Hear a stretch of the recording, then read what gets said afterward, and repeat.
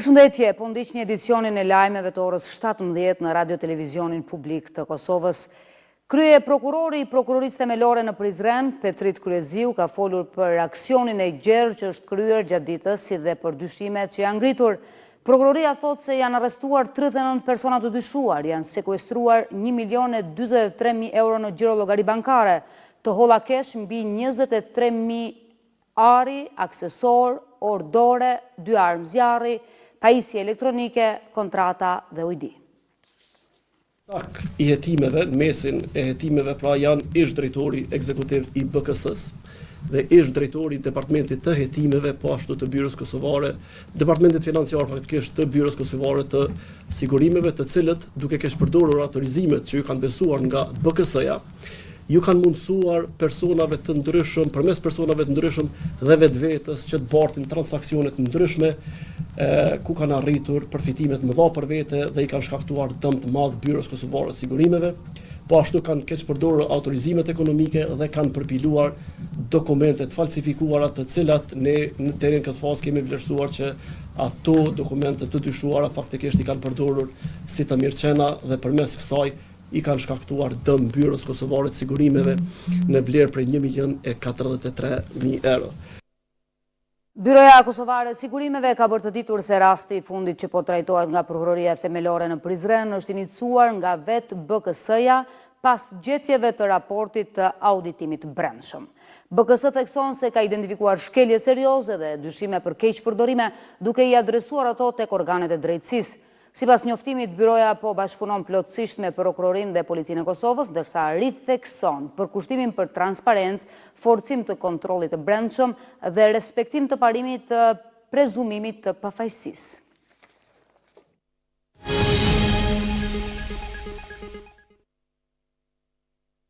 Tani tem pas ndërprerjes së rreshjeve të shiut dhe fillimit të rreshjeve të borës, niveli i lumenjve në Kosovë ka nisur të bjerë dhe rreziku i vërshimeve të reja është reduktuar. Në rajone të ndryshme, përveç disa vërshimeve të lokalizuara dhe rrugëve të bllokuara, gjendja mbetet nën kontroll dhe situata është e menaxhueshme. Njësitë e emergjencave, zjarfiksit dhe strukturat e menaxhimit emergjent janë të mobilizuara 24 orë në 7 ditë të javës për të ndihmuar qytetarët dhe për të monitoruar situatën, ndërsa rreshjet e borës dhe ngricat vazhdojnë të shkaktojnë vështirësi rrugore në disa zona. Ushtruesi i detyrës së ministrit të infrastrukturës, Hysen Durmishi, ka bërë me dije se rrugët e vendit janë të kalueshme, por mbeten të rrezikshme për shkak të ngricave. Ai ka theksuar se gjatë gjithë natës autoritetet kanë intervenuar në shumicën e rrugëve nën kompetencën e ministrisë, ndërsa edhe gjatë mëngjesit të sotëm vazhdoi puna për pastrimin e rrugëve dhe hedhjen e kripës. Durmishi u ka bërë apel qytetarëve që të përshtaten kushteve të rrugës.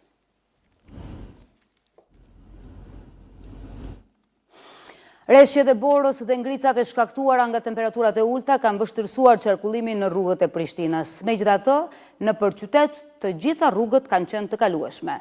Hollësi sjell Fatos Cervadiko. Rreshjet e borës dhe ngricat e shkaktuara nga temperaturat e ulta shkaktuan vështirësitë nga sesit e automjeteve. Shumë vështirësi, okull krejt. Më rrezikshme 80% rrezik, 20% s'ka siguri. Në orët e mëngjesit gjendja ishte më e vështirë për qarkullim. Trotuari së bashkë mirë, sa është mirë, sa është pastru, po shë jetë. Po, që rruga atë, kalimi kampsor dhe plot, buhet. Nga komuna e Prishtinës folën për gjendje në rrugët e kryeqytetit dhe në trotuare, si dhe për masat që kanë ndërmarrë lidhur me këtë situatë.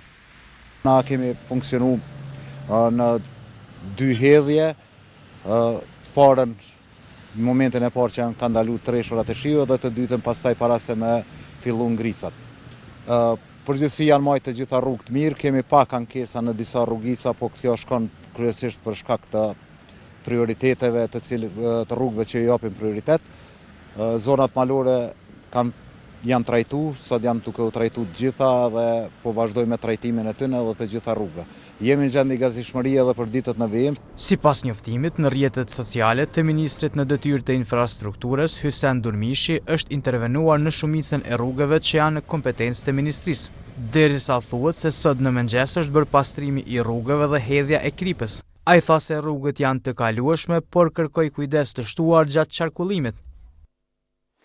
Gjendje e rënduar si pasojë e vërshimeve nga rreshjet e shiut ishte sot edhe në qytetin e Mitrovicës. Në lagjen 2 Korriku janë evakuuar 10 familje të cilat rrezikoheshin nga përmbytjet. Kryetari i Mitrovicës së Jugut, Faton Peci, ka thënë se komuna ka kapacitete të mjaftueshme për të ndihmuar familjet e prekura. Edon Podvorica sjell detajet. Shiu e bore pas ditës së djeshme bëri që lumi Sitnica të dal nga shtrati e të rrezikojë jetën e 10 banorëve në lagjen 2 Korriku në Mitrovicë. Mbi 15 zjarfikës nuk u ndalën në 24 orët e fundit teksa evakuan mbi 10 familje në këtë lagje, e cila deri në orët e mëngjesit u përmbët nga vërshimet. Pej herët, pej 15 qisë. Prej 15 ku keni shëndru prej asaj kohë? Që aty veç s'ka e që ka se rrugë së mugi. Ma në skajt, në ato ndejsa erte aty. Që në lagjen Aliu në Kësiq. Zëvendës komandanti i brigadës së zjarfiksëve në Mitrovicë që në mëngjes po udhëhiqte të gjithë aksionin në shpëtimit të qytetarëve që kishin mbetur brenda shtëpive në këtë lagje, po pranonte në të njëjtën kohë edhe kërkesat për evakuim nga lagjet e tjera që po ashtu ishin përmbytur. 24 orë pa ndërprer, janë për intervenime, jo nuk kem pas probleme, për arsye se jenë angazhuar gjithë brigadan, jemi me detyra çdo njëri.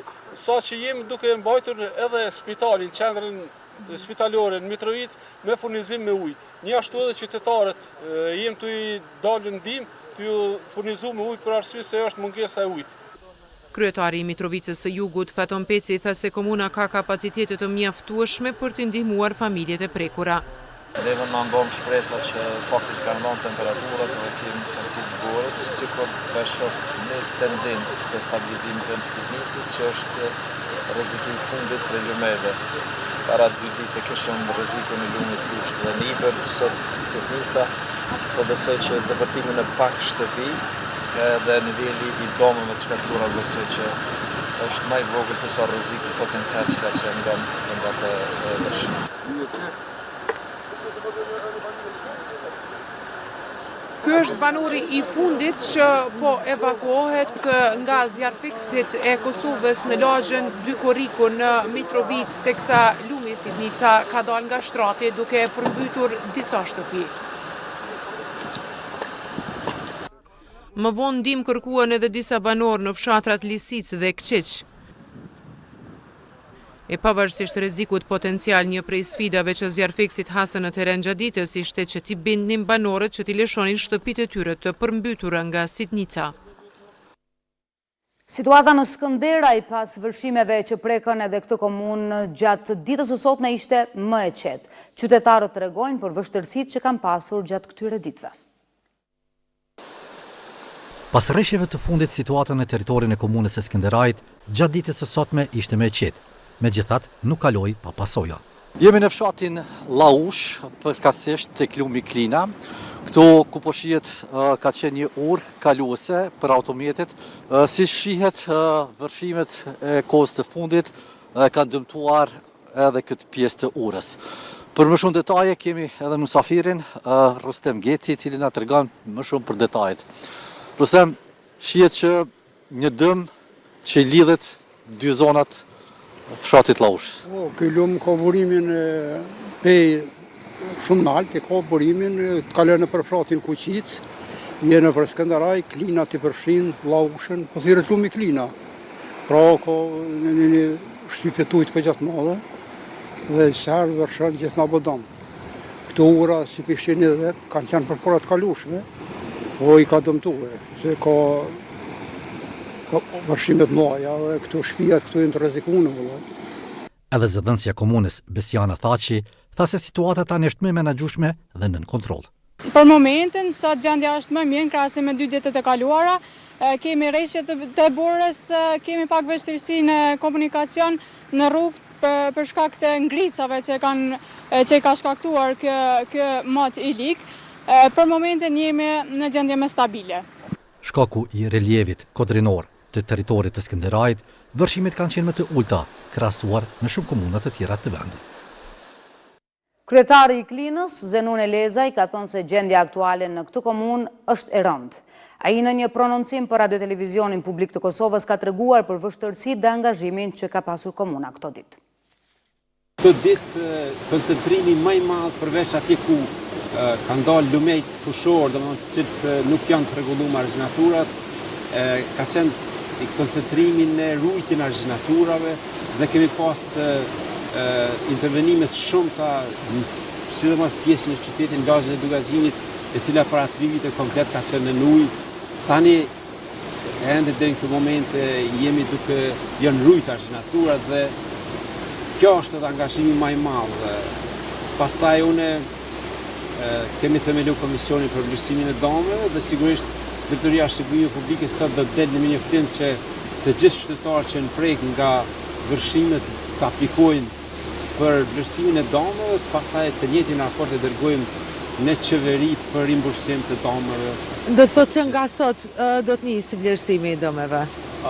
Jo, pak pa qësu situata nuk del komisioni sepse ka tendencë me u përsëri. Domethënë kur i kemi këto nivele ne duhet jemi të kujdesshëm, domethënë mos jemi të qetë, por jemi të kujdesshëm të monitorojmë situatën. Bëhet thirrja e qytetarë për me e njoftu Drejtorinë e Shërbimeve Publike për me ju shku pastaj ditëve në vim. Kam edhe një pyetje të fundit, cila është gjendja me ujë të pishëm, energji elektrike dhe të tjera që janë si nevoja bazike për jetën e qytetarëve?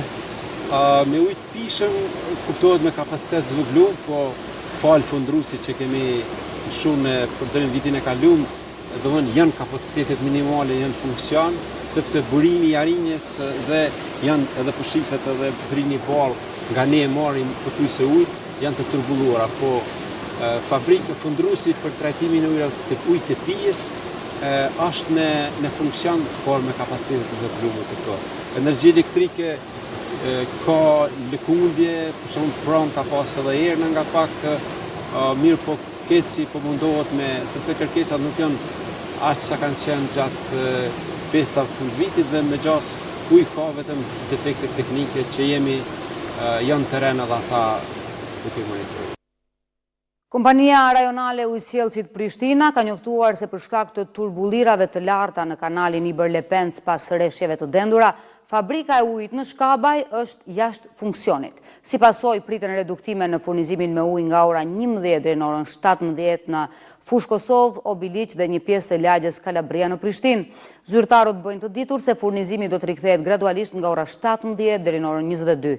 Ndikime mund të ketë edhe në zonat të tjera të kryeqytetit. Ekipet teknike janë në terren dhe po monitorojnë situatën, ndërsa ITU Albanik dhe Badoc po trajtojnë ujë me kapacitet maksimal.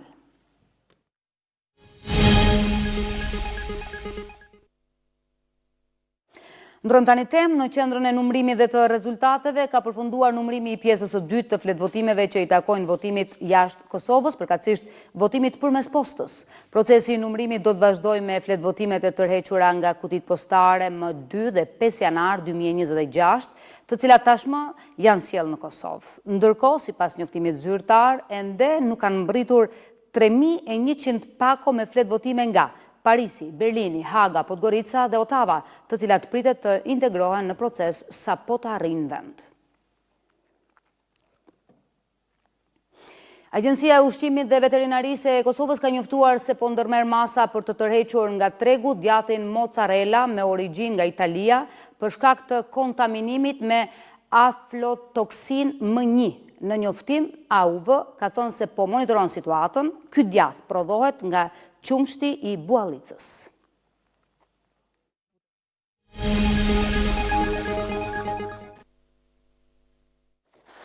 Shohim tani zhvillimet kryesore nga bota. Tensionet në veri të Sirisë janë rritur ndjeshëm pasi ushtria siriane po përgatitet për një operacion sigurie kundër forcave demokratike siriane, ndërsa përplasjet armatosura dhe sulmet me dron në Halep kanë shkaktuar viktima civile dhe zhvendosjen e qindra familjeve.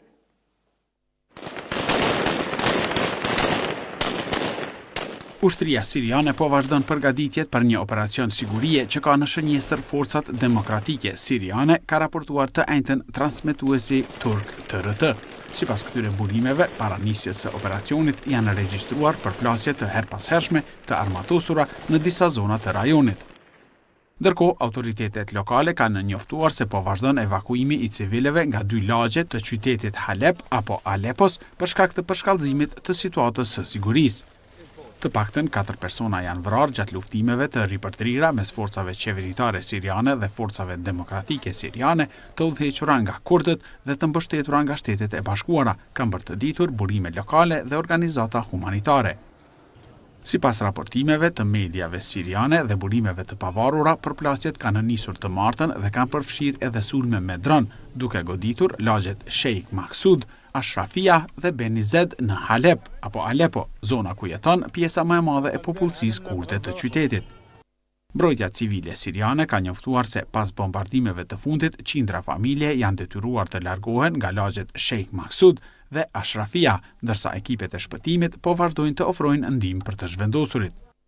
SDF-ja kontrollon disa zona strategjike në veri dhe verilindje të Sirisë dhe ka qenë një aleate kyçe e SHBA-s në luftën kundër ISIS-it. Damasku zyrtar e konsideron praninë e tyre të paligjshme, ndërsa Ankaraja i sheh këto forca si të lidhura me PKK-n, duke komplikuar më tej situatën e sigurisë në rajon. Ishte gjithçka e përgatitur për këtë edicion lajmesh të nderuar teleshikues, do të takohemi bashkë në edicionin qendror në 19:30. Mirupafshim.